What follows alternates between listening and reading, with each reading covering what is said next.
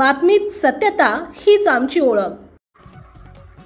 शिरपूर तालुक्यातील तक्रारदार यांच्या शेतजमिनीमध्ये रोजगार हमी योजनेअंतर्गत सन 2023 ते 24 मध्ये विहिरीसाठी 4 लाख रुपयांचं अनुदान मंजूर झालं होतं। सदर मंजूर रकमेपैकी 50,000 रुपये अनुदान मिळाले असून उर्वरित 3,50,000 रुपयांचे अनुदान मिळणं बाकी होतं।